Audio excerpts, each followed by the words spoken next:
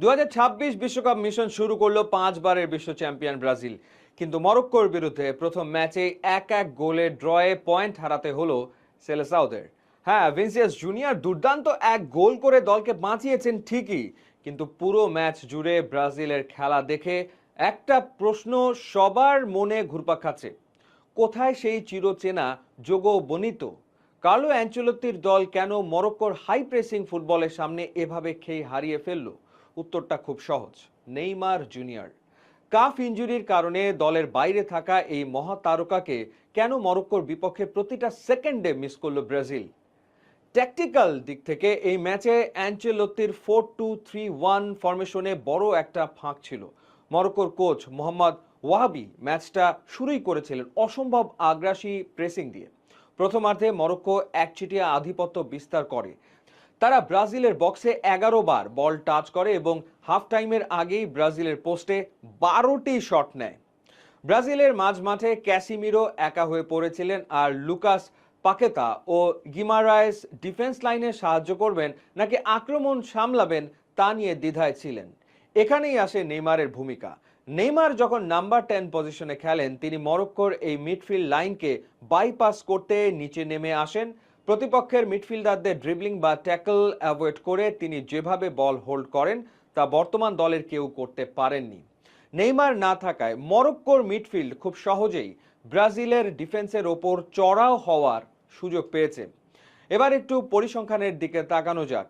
Ancelotti নিজেই match শেষে স্বীকার করেছেন যে প্রথমার্ধে ব্রাজিল প্রচুর ডুয়েল এবং পজিশন হারিয়েছে।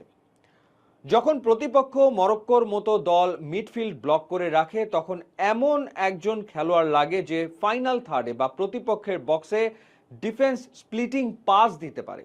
নেইমার ব্রাজিলের ইতিহাসে সর্বোচ্চ গোলদাতাই নন, তিনি দলের প্রধান ক্রিয়েটিভ ইঞ্জিন।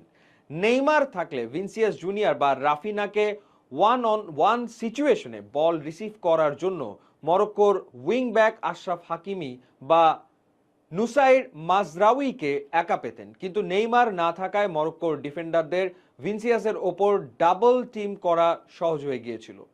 ভিনিসিয়াস নিজের একক জাদুতে গোল করলেও পুরো ম্যাচে ব্রাজিল দলগতভাবে মরক্কোর সুসংগঠিত ব্লককে ভাঙার কোনো সৃজনশীল উপায় খুঁজে পায়নি। শুধু ট্যাকটিক্স বা পরিসংখ্যান নয়, মাঠের লিডারশিপের জায়গাতেও নেইমারের অভাব স্পষ্ট ছিল। ব্রাজিলের এই তরুণ আক্রমণ ভাগ যখনই মরক্কোর কাউন্টার অ্যাটাক এবং প্রথম গোলের ধাক্কায় খেই হারিয়ে ফেলেছিল, তখন মাঠে খেলাটার গতি নিয়ন্ত্রণ করার মতো অভিজ্ঞ কেউ ছিল না।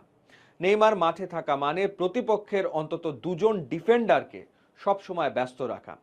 তিনি ফাউল আদায় করে দলের ওপর থেকে চাপ কমাতে পারেন এবং ফ্রি কিক বা সেট পিস থেকে ডেডলক ভাঙতে পারেন। এই ম্যাচে ব্রাজিল সেট পিস থেকেও মরক্কোকে তেমন কোনো বিপদে ফেলতে পারেনি। মরক্কোর বিরুদ্ধে এই 1-1 ড্র কার্লো অ্যানচেলোত্তির জন্য একটা বড় ওয়েক আপ কল। নেইমারকে ছাড়া কিভাবে মাঝমাঠের নিয়ন্ত্রণ ধরে রাখতে হয় এবং হাই প্রেসিং দলের বিরুদ্ধে খেলতে হয়, সেই সমাধান ব্রাজিলকে দ্রুত খুঁজে বের করতে হবে, কারণ সামনেই হাইতি ও স্কটল্যান্ডের বিরুদ্ধে ম্যাচ।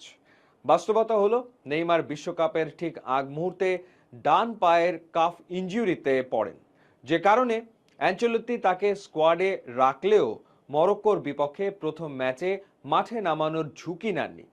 দীর্ঘদিনের এসিএল ইনজুরি কাটিয়ে 2025 সালে সান্তোসে ফেরার পর নেইমার নিজের চেনা ছন্দে ফিরে পাওয়ার আপ্রাণ চেষ্টা করছেন। ব্রাজিলিয়ান থিঙ্ক ট্যাঙ্ক এবং মেডিকেল স্টাফরা তাকে নিয়ে তাড়াহুড়ো করতে চান না, কারণ টুর্নামেন্টের নকআউট পর্বে তার উপস্থিতি সবচেয়ে বেশি জরুরি। কোচ কার্লো অ্যানচেলোত্তি স্পষ্ট করে বলেছেন যে নেইমার শুধু তার পায়ের জাদুর জন্য নয়, বরং এই তরুণ স্কোয়াডের মানসিক শক্তি বাড়াতে এবং ড্রেসিং রুমে নিজের অভিজ্ঞতা শেয়ার করার জন্য অপরিহার্য। দলের জুনিয়র খেলোয়াড়দের জন্য নেইমার একজন মেন্টর বা আদর্শের মতো।